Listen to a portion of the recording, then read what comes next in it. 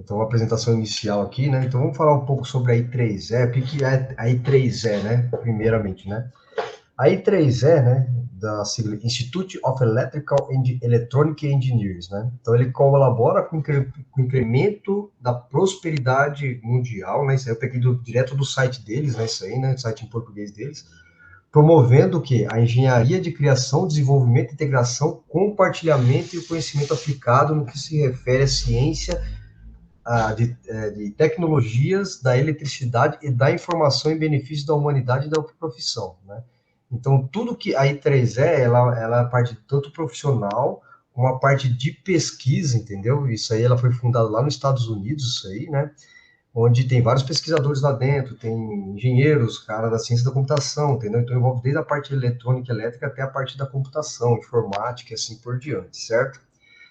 Beleza, né? Então, sobre a I3E, né? Então, ela é bem antiga, se for olhar, ela é bem antiga mesmo, né? Então, tudo isso aí eu peguei lá do site da I3E, né? Então, ela foi criada em 1884, né, nos Estados Unidos, e a I3E é uma sociedade técnico-profissional internacional, com sede em Nova Jersey, né, dedicado ao avanço da teoria prática da engenharia nos campos da eletricidade, eletrônica e computação, né? O I3E congrega mais de 410, mais de 410 associados, né? Tem 4 mil, né? 410 mil associados, entre engenheiros, cientistas, pesquisadores e outros profissionais, em cerca de 160 países, entendeu? Então, a gente vê que ele é um órgão muito grande, né? Então, esse workshop aí é de um ramo do capítulo estudantil deles que está dentro da Unicamp, né? Beleza, gente. Então, vamos lá aqui. Aqui falar um pouco mais, assim, lá de dentro da Unicamp mesmo, né? Só essa parte aqui rapidinho, né? Que tem um laboratório de eletromagnetismo aplicado computacional, né? Que é o LEMAC, né?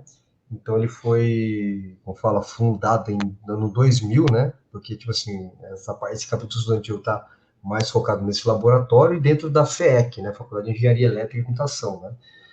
O LEMAC ele foi fundado em 2000, né? Pelo professor Hugo Hernandes Figueroa, né?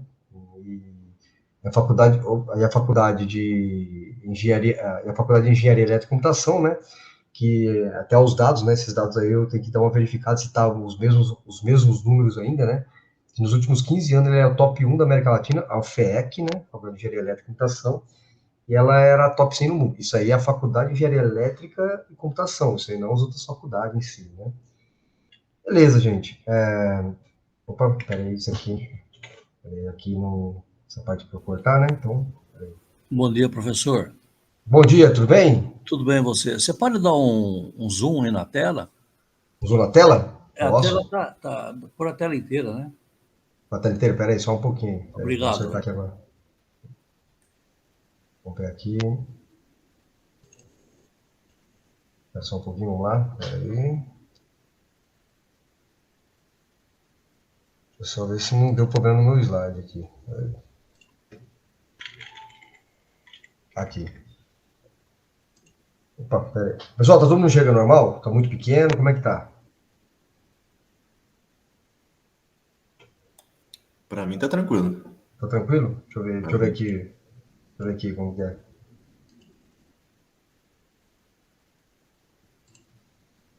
Tá tudo tranquilo, né? Então vamos lá. Então vamos. Francisco, pra ti também tá tranquilo? Você não vai chegar Tudo bem, normal? Éder. Tudo bem, melhorou. Obrigado. Opa. Vamos lá. Então, beleza aqui. Pessoal, então como a gente vai falar sobre a parte de processamento de imagem, né, voltado para a parte de fotometria, aplicação dela, tudo, então a gente vai falar hoje sobre a parte de uma linearização, um dos algoritmos, né, de processamento de imagem, né, porque tem vários, né, tem desde a parte que envolve inteligência artificial, né, no meio, né, então envolve muitas vezes a parte de identificação da imagem, como fala, tratamento da imagem, com inteligência artificial, né. Então, tipo assim, então é um campo muito vasto e muito usado, né, em várias partes, né. Então a gente vai falar um pouco sobre, opa, deixa eu ver aqui, sobre, por exemplo, até minha apresentação saiu daqui. Deixa eu falar sobre o palestrante agora, né? Então, sobre o palestrante aqui, né? Então, hoje, né, que vai dar um workshop, né? Então, eu sou o Éder Carlos Fernandes, né? Então, eu sou mestre em tecnologia, então a primeira formação de mestrado foi na Unicamp, mas fui na Unicamp de Limeira, né? Até tem um dos colegas meus aqui, né, que fez o mestrado comigo, está aqui com nós hoje aqui, né? Então ele foi voltado mais para a inteligência artificial, né, esse meu mestrado, né, voltado para a inteligência artificial, né, no campo da engenharia da computação elétrica, né, então era a parte de identificação de circuitos de circuitos integrados, circuitos eletrônicos e sua posição, né. Então esse foi o meu mestrado e atualmente, né, sou doutorando, né, da engenharia elétrica e computação na FEEC, né, lá da Unicamp lá, né, onde meu orientador é o Hugo, né, professor Hugo.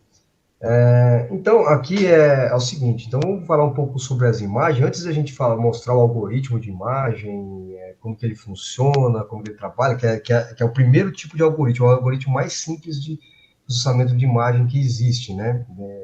Esse código aí tá lá no meu GitHub, vocês podem baixar e brincar em casa normal, entendeu? Se quem quiser se divertir com ele, é interessante, né? Mas antes de a gente começar a falar sobre a parte de processamento de imagem, a gente tem que falar da imagem digital em si, né? Então, porque quando fala processamento de imagem, a gente vai pegar uma imagem digital, né? Como funciona uma imagem digital. Então, como funciona uma imagem digital, né? Então, eu peguei um exemplozinho aqui, bem simples aqui, de uma foto tirada de um servo aqui, né? E aí, vamos falar do pixel primeiro. Então, o que é o pixel, né? Então, o pixel é o menor, como fala, é o menor valor que tem dentro de uma imagem, né? Então, quando você aproxima as imagens, né? Pode ver que ela vai ficando nos quadradinhos aqui, bem pequenininho, tá vendo? Então, isso aqui que é um pixel, certo? E cada pixel ele tem um valor, né? Então, um valor diferente, de 0 até 255, com tonalidades de cores também, ou preto e branco, né? Então, depende muito do tipo de imagem que você vai estar trabalhando, né? Aqui, ó, cada quadradinho do pixel, né, ó, cada quadradinho desse é um pixel que corresponde à menor unidade que constitui uma imagem digital. Então, se você pegar o eixo X e o Y aqui, então tenho vários quadradinhos pequenininhos aqui, certo? E cada quadradinho desse, o que acontece? Ele corresponde a um valor, né? É um valor em pixel aqui, certo? Então, ele vai de 0 até 255, certo? E ele vai formando uma imagem, né? Normalmente, uma imagem colorida, ela é formada por um RGB, né? Red, Green, Blue, né? Então, são três camadinhas, né? São três camadinhas dele, né? Com tonalidades de cores de 0 até 255, né? Onde os algoritmos, né? Até a parte de inteligência artificial, né? Que já teve aula comigo, né? A parte de rede neural convolucionais, né? Então, a gente viu como fala que o inteligência artificial, ele identifica padrões, né? Nesses pixelzinhos aqui e consegue classificar a imagem do jeito que ela quer, entendeu? Do jeito que você ensinou ela, né? Essa parte aí. Então, o que acontece? Cada blocozinho desse aqui é um valor de pixel diferente, né? Então, de 0 até 255, que a gente trata a imagem dessa forma por pixel, né? Beleza, né? Cada pixel contém uma cor diferente, indicando três camadas, né? RGB, que nem falei anteriormente, né? Red, Green e Blue, indicando diferentes quantidades de valores em cada pixel, né? Então, são três camadas, né? Ali, né? Cada camada tem um valor diferente, né? De pixel, né? E o que acontece ali? E ali a gente consegue tratar ele da maneira que a gente precisa, dependendo do problema que a gente tem com imagens, né? Beleza, gente? Então, aqui, ó, o intervalo desses valores vão ausência de cor, né? Que seria o zero, né? O zero aqui, que é a ausência de cor, né? Então, se colocou zero, não tem cor nenhuma, né? Até o máximo de cor, certo? Que seria o quê? Seria o 255, né? Se colocarmos 0, 0, 0, teremos o preto, né? A ausência de cor. Se colocarmos o R aqui, que é o vermelho, o verde, o azul, colocarmos 0, ausência de cor, então vai ficar tudo preto, né? Se colocarmos como 255 para todos eles, vai ser branco ali, né? Tem cor ali no meio, né? E o que é processamento de imagens na parte aí, né? As técnicas de processamento, as técnicas voltadas para análise de dados multidimensionais adquiridos por diversos tipos de sensores que recebem o nome de processamento digital de imagem, ou seja, manipulação de uma imagem por computador de modo onde a entrada e a saída de processos são imagem. Então, essa parte de processamento de imagem eu posso pegar de uma câmera, a câmera seria um sensor, certo? Eu pego essas imagens lá dentro, certo? Processo ela para me obter alguma informação, né? Não sei se vocês viram aí, que tem até notícias aí como fala, das câmeras, né, lá chinesas, né, até saiu algumas reportagens aí, né, que ele pega a imagem pela detecção da face da pessoa, ele consegue pegar um grande banco de dados e identificar se essa pessoa é um criminoso. Até acho que até no Brasil tá tendo um teste disso aí, né? Então, isso aí é uma aplicação de processamento de imagem, né? Só que nesse caso, né, algum dos que foram alunos meus aí, né, vai identificar na hora, né? Então, usa o quê? Uma rede neural convolucional, né, na parte de uma inteligência artificial que classifica uma imagem, né, e procura no banco de dados para saber qual é o tipo, o que aquela pessoa fez, né? Então, a entrada, a câmera que pegou as imagens, a saída qual que é? A saída vai ser essa imagem identificada, classificada, com algum valor ali, né? Aqui até um exemplo, até coloquei um exemplo aqui embaixo de uma brincadeira que eu fiz, né, numa matéria de visão computacional que eu fiz aqui no doutorado já, né, na Unicamp, na parte de visão computacional e robótica computacional, né. Até uma brincadeira aqui que, né, pegou um carro aqui e colocou defeito de pintura, né. Então, essa imagem aqui, por exemplo, ó, ele identificou aqui, ó, os defeitos, qual a porcentagem de probabilidade de acerto, que é um defeito, né? Então, isso aqui ele foi treinado, isso aqui já é uma coisa de processamento de imagem mais avançada, né? Aqui. E o que é limerização, né? Vamos lá, o que é uma limerização, né? Limerização é uma técnica de processamento de imagem aplicada para separar objetos de interesse do restante da imagem, com o objetivo de facilitar a análise e extração de informações relevantes. Então, a limerização, por exemplo, imagina que eu tenho várias imagens, né?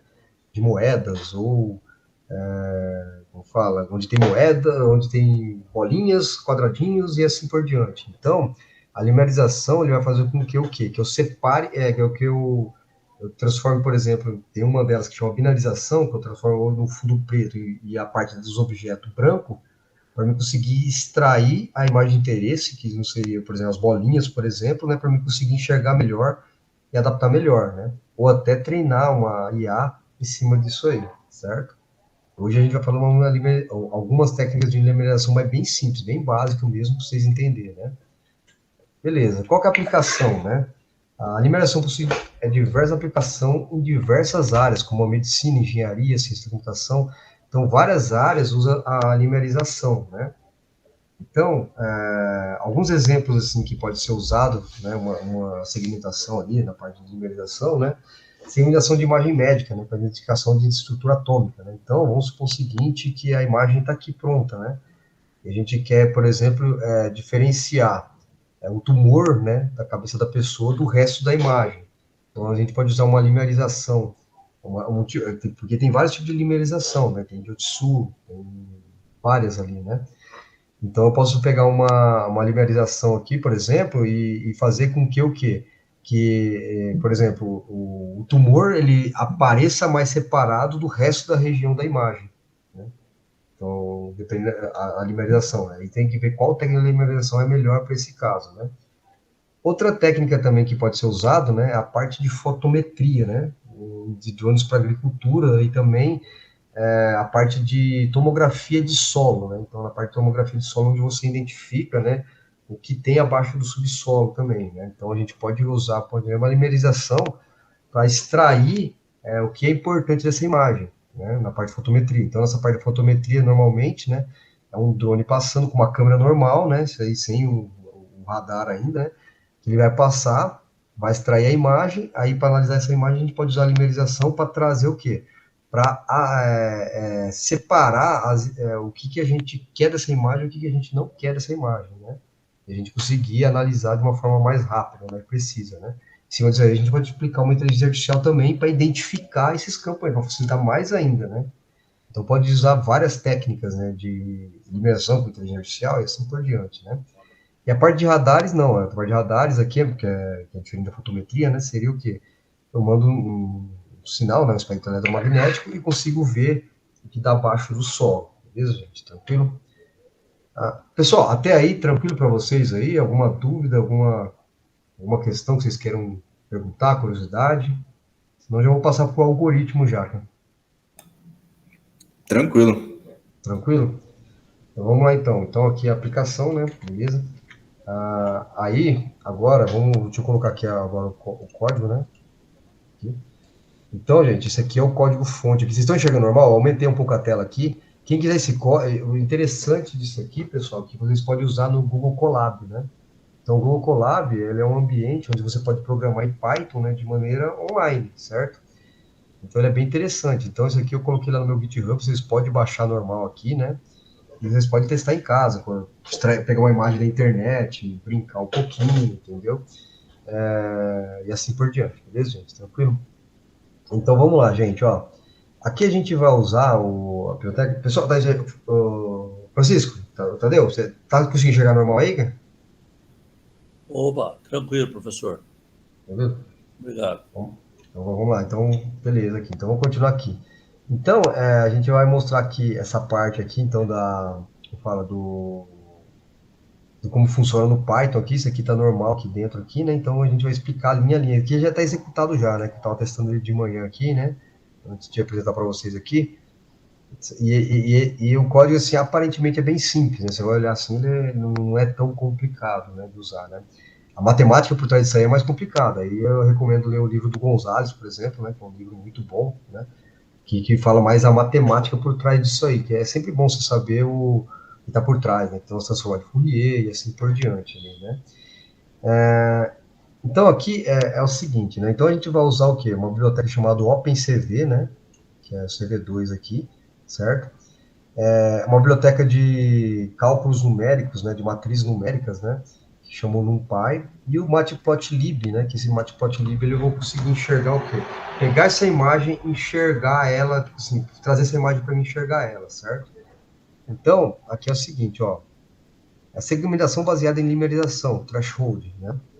Então, aqui tem os tipos de limerização. Vai falar sobre cada tipo de limerização simplificada, certo? Então, a gente vai detalhar ela, como que ela funciona, certo? Aqui, gente, o que acontece? Eu criei uma funçãozinha, para quem fez aula de Python comigo aí, né? Já vai entender, vai conhecer bem essa parte aí, né? Então, aqui como eu falo, então eu criei uma funçãozinha aqui para mostrar a imagem, e aqui dentro, né? Eu coloquei todo o comando, né? Para mim, como fala, para mim mostrar essa imagem depois, certo? Então, é o plt.gcf. Então, isso aqui ele vai definir o tamanho da minha imagem, né? Aqui o imshow, eu vou mostrar essa imagem, né? Em formato de cinza, né? E aqui eu vou colocar o axis, que seria os eixos lá, né? Para me numerar ele. Eu desliguei ele e aqui no final ele me mostra a imagem, certo? Beleza, né?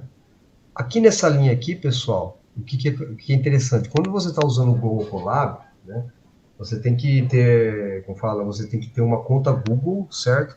Onde nessa conta Google você coloca suas imagens lá dentro, né?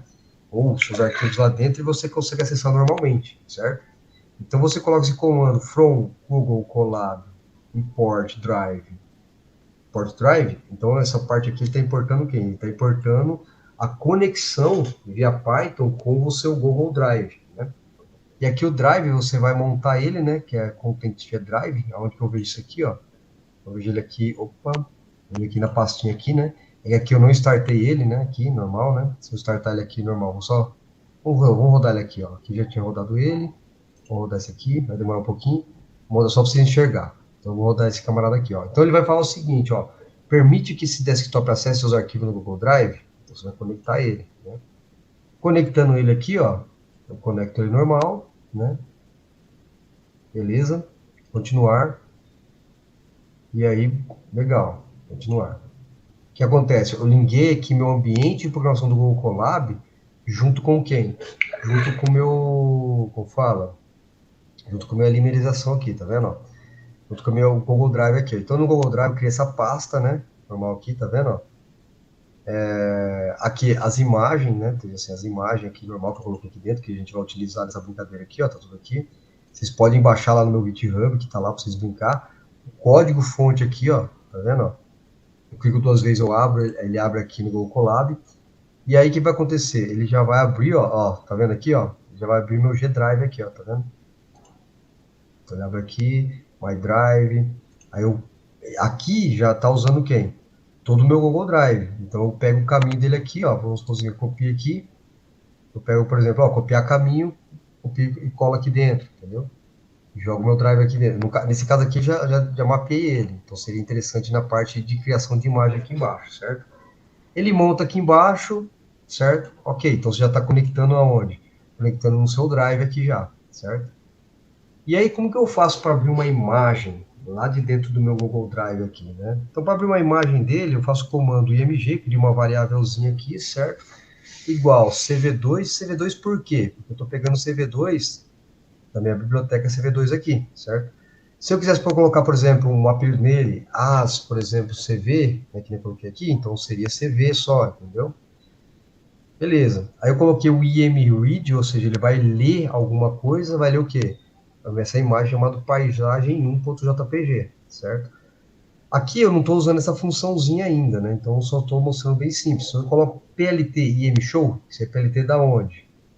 Daqui, ó. Matplotlib import pyplot as plt. Então, porque eu não ia colocar tudo isso aqui lá, né? Então, se eu coloco plt fica mais fácil, né? Então, plt. O que vai acontecer? Ele vai me mostrar a minha imagem, né? Só que a imagem que o OpenCV do Python mostra, né? Ele é um pouco invertido, né? Ela mostra, tipo assim, com BGR. Então, ela começa com Blue, Green, Red, que não é o padrão é RGB, né? Então, aqui embaixo, a gente tem que transformar essa imagem, né? Então, o comandinho dela aqui, ó. Original, coloquei uma variável chamada original, cv2.cvtcolor. Quem que eu quero modificar? A imagem que está aqui em cima, certo? A imagem que está aqui em cima, certo? Beleza. E aqui eu coloco o que? O comando, né? cv2color bgr, que é a imagem que está aqui, para RGB. Quando eu mostro ela, pode ver que agora está normal de novo, certo? Então, esses são um processo de tratamento de imagem, né? Aqui eu vou transformar ela para cinza, né? Então, gray, CV2, CV color, IMG, transformar ela para cinza, né? Só que ela não está cinza ainda, né? Aí aqui embaixo, nesse comando aqui, eu mostro em escala de cinza. Então, eu vou pegar a imagem que foi gerada aqui, mudada para cinza, e aqui o CMap eu já coloco uma escala de cinza. Beleza, então tá legal. Então, praticamente, eu deixei ele em preto e branco, em escala de cinza, né? Agora a gente começa a fazer o tratamento de linearização dessa imagem. Lembrando que cada cantinho dessa imagem, cada pixel dessa imagem, ele representa um número de 0 até 255 de intensidade de cor aqui, né? Certo? Então vamos pegar, por exemplo, a limiar. Então essa limiar aqui eu coloquei, seria uma variável limiar, 180. Então a limiar dele que vai dessa minha imagem, né? Ou seja, vai ser de 180. Então o valor do pixel de 180 ele vai buscar aqui, certo? Nessa primeira limiar, o que, que eu vou fazer? O valor menor que 180, qualquer pixel aqui que for menor que 180, o que, que eu vou fazer? Eu zero ele, então ele vai ficar todo preto.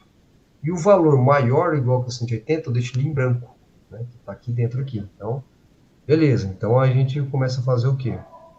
A nossa limiar aqui, certo? A nossa primeira parte da limiar. Então a gente coloca o quê? O val e trash, certo? Que é o valor, que é o valor da limiar, e trash seria como fala, a linearização da imagem depois de linearizada. Qual imagem a gente vai querer pegar? A gente vai pegar a imagem cinza aqui, certo? E o valor que eu quero é o valor mínimo da limiar, que é o de 180, que está aqui em cima, aqui, ó, 180, certo? E qual é o valor máximo que ele vai ter dessa imagem? 255, certo? E aqui eu faço um trash binary, ou seja, o que vai acontecer com esse comando? Tudo que tiver abaixo de 180, eu vou deixar ele preto. O que tiver acima ou igual a 180, eu vou deixar ele branco, certo? Beleza? O resultado final dele, na hora que eu mostrar aqui a imagem linearizada, né? Olha que ele vai ficar, ó. Então, o que eu colocar, tipo assim, abaixo de 180 ele fica preto, acima ele fica branco, né? E assim a gente vai tratando até a gente pegar a nossa imagem de interesse aqui no meio, por exemplo. Se você pegar uma fotometria, por exemplo, eu quero identificar um exemplo, só as árvores, eu vejo qual que é o valor padrão de cor das árvores, na primeira transformo em preto e branco, eu leio essas informações e pego somente os valores que só mostram as árvores, por exemplo, na fotometria. No caso do tumor, né? Opa, entrou alguém aqui? Deixa eu ver aqui. Onde que tá? Peraí aqui. Opa, entrou mais um. Beleza, então aí eu consigo diferenciar, por exemplo, o resto do solo com as árvores que eu quero identificar. Beleza, gente? Tranquilo, né? Então vamos lá aqui, vamos para a próxima, vamos mostrar esse é o primeiro tipo de binarização, né? O primeiro tipo de como fala, o primeiro tipo de linearização básica, né, que vai fazer o quê? Ele vai transformar, como fala, abaixo de uma linear, ele vai transformar em zero, e acima ele vai 255, né, vai deixar em branco, né? Então vamos partir para um outro aqui agora, aqui, né? Vou pegar aqui, ó. Aqui é a explicação, né, da binarização da primeira limiar aqui, né? Então uma explicação bem detalhada também. Lá no meu GitHub não vai estar detalhado assim, mas quem quiser esse código, né, com esses comentários tudo certinho, você manda para mim, aí eu mando para vocês esse código aqui, ó. Então essa é a binarização. O primeiro tipo é a binarização, né? Então, Grey, é a imagem que a gente comentou lá em cima, certo? A limiar é o valor, né, que está ajustado lá, né? Então, se ele for qualquer pixel que for o valor maior ou igual, será ajustado para 255, e menor preto, né? 255 é o valor máximo, e esse aqui é o tipo de linearização, né? Que comentando lá em cima, lá, ó, valores maiores ou iguais a 180, no caso aqui, ele vai para 255, e menores ou iguais, ele zera, né? Beleza, gente? Né? Então, aqui ele está falando que você verá, né? 255, valores brancos, né? E zero, valores pretos, né? Beleza? Só que nesse caso, agora aqui embaixo, aqui, vamos lá aqui. Esse aqui é o comando que é o invertido, né? Então, vamos pegar esse comando aqui embaixo, aqui. Esse outro comando aqui embaixo, pessoal, o que ele vai fazer? Que seria o trash binary env. O que a gente viu foi só o trash binary. O trash binary even, ele faz a mesma coisa que o anterior, só que ele inverte a situação. O que era da cor preta zerada vai ficar branca, e o que era da cor branca vai ficar preto. Então ele inverte. Então você percebe que o resultado da imagem, o que aconteceu? A árvorezinha ficou toda branca aqui, tá vendo? Ó, o fundo ficou branco e o fundo ficou preto, né? Então, muitas vezes, para analisar uma imagem, às vezes fica mais fácil enxergar se você inverter as ordens do algoritmo. Então, na hora que você colocar o trash binary env, né? Você repara bem que o fundo vai ficar preto, vai inverter, e a parte que era preta vai ficar branca, né? Então, como vai funcionar aqui, ó? Este método funciona de forma semelhante ao trash binary, mas inverte os valores, né? Pixels maiores ou iguais a limiar, né? Ou seja, maiores ou iguais a limiar, zera, fica preto. Menores, fica branco, né? Então, aqui tem todo o comando, tudo bonitinho aqui, né? Todo o comando aqui. Então, eu peguei a imagem já de cor cinza, né? De escala cinza, né? Que fica mais fácil de eu tratar essa imagem, né? De fazer a limiar dela, né? O valor da limiar para separar os pixels, né? E o valor máximo dela aqui dentro, né? Então, aqui ele fala o retorno. Regiões que seriam brancas no método trash binary agora são pretas. E as que são pretas no método trash binary, né? São brancas, né? Beleza, gente? Aí, aonde usar, assim, quando usar a parte de, como fala, de binarização invertida, né? Para criar máscaras invertidas, né? Que foi feito ali. E pré-processamento, né? Quando você precisa de um fundo que seja branco e o objeto seja preto ou vice-versa, né? No caso ali, essa parte de pré-processamento, isso aí é como se você fosse treinar uma inteligência artificial, para que ela aprenda mais rápido, entendeu? Então seria esse pré-processamento antes de você treinar a sua inteligência artificial, né? Beleza, gente? E aí temos um outro comando, né? Que seria o trash trunk, né? O trash trunk aqui, ó, tá vendo aqui, ó? Olha aqui a imagem aqui embaixo. E aí a gente vai explicar como que ele funciona, né? Então, isso aqui é a imagem que ele gera depois que eu faço o trash trunk, né? Lembrando aqui, né? A imagem cinza, o valor da limiar que é 180, o valor máximo 185, e depois qual o algoritmo que a gente vai usar, que no caso é o truncado, né? Então, o truncado, como que ele funciona aqui, né? Os pixels maiores ou iguais à limiar são ajustados para o valor da limiar. Ou seja, então o que acontece? Os valores maior que 180, todo o pixel da minha imagem que são maior que 180, ele vai pegar o valor de 180. Ele vai, por exemplo, se tem 255, vai ficar 180. Se tem 222, vai ficar 180. Então ele vai truncar. E os menores vão permanecer inalterados. Então, do jeito que eles são naturalmente, eles vão continuar, certo? Então, o que acontece aqui agora? Vamos lá, que é a explicação dele. Então, relembrando aqui, valores maior ou igual a limiar, trunca para o valor limiar, ou seja, no caso nosso aqui, 180. E os valores menor a limiar, ele vai continuar o mesmo valor que ele tinha anteriormente. Se era 160, continua com esse valor da pixel 160, e assim por diante, certo? Então, Tem mais alguém que entrou ali? Vamos aqui. Beleza, entrou mais um aí. Beleza, gente. Tranquilo? Então, lembrando aqui, resultado. Pixels valores maior ou igual que a limiar, ajustado para exatamente o valor da limiar. 180 no exemplo lá, certo? Menor os valores originais. Quando que você pode usar essa trash trunk aqui, né? Quando você precisa reduzir os valores dos pixels altos. Então, vamos imaginar o seguinte, eu tenho um pixel de valor acima de 180, eu quero reduzir esse valor, né? O valor da limiar, né? E eu quero, abaixo desse valor, eu quero manter normal. Então, o que acontece? Então, eu quero preservar essa informação que está abaixo desse valor. Então, é isso que ele é usado, preservar informações. E pré-processamento também. Pode ser útil para detecção de bordas ou segmentação quando quer destacar áreas de menor intensidade, de áreas de intensidade menor. Então, esse detector de borda, vamos supor o seguinte, eu quero detectar umas áreas que tem uma menor intensidade. Então, o que acontece? Ele faz uma bordinha ali, certo? E fala o seguinte, opa, achei extrair essa informação. Beleza, gente. Opa, a gente entrando aqui. Vamos lá, opa, peraí, gente. Peraí, pessoal.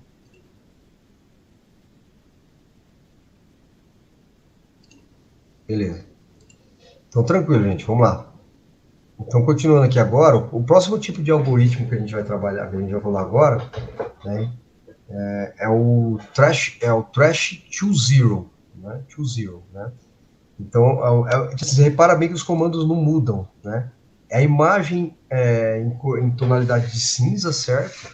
O valor da limiar, né? Que no caso é 180, e a gente tem o quê? E o valor máximo, que é 255, certo? Beleza, gente? Pessoal, quem está entrando agora, eu recomendo depois que veja o vídeo completo, né? Que a gente está na parte mais técnica agora, né? Para quem é mais leigo. E aí tem que ver a primeira parte, que é a parte mais da explicação sobre as imagens digitais, beleza? E aplicações. Voltando aqui, né? Então, 255 normal, o trash to zero aqui. Então, os comandos não mudam, né? Só mudam o quê? O tipo do algoritmo que ele tem, certo?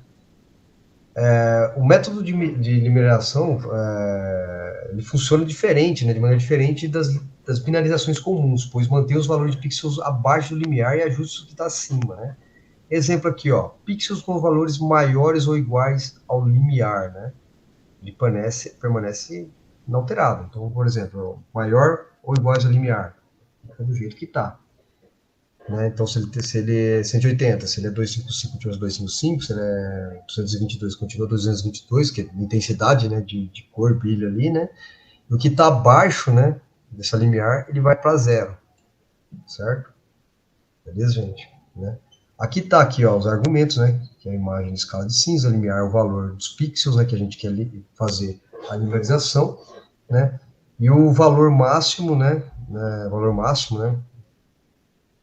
que é o 255 aqui, e o tipo de algoritmo, né? O que ele retorna aqui? Qual é o resultado final, né? Pixels com valores maior ou igual a limiar, né? Ele permanece os valores originais da própria imagem, né? E os menores do limiar, ele está preto, certo? Beleza?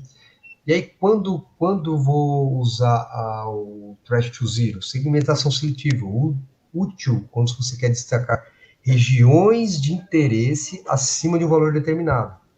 Ignorar outros, né? Eu quero, por exemplo, a região de interesse que tem os valores acima do esperado, né? Mas o resto eu não quero nem saber, entendeu? Então ele pega zero que está abaixo da limiar e que está acima eu deixo para mim conseguir analisar melhor a imagem, né? E pré-processamento, né? Utilizando para segmentação, preparação de máscara para outras operações nessa parte aí, né? Ou seja, né?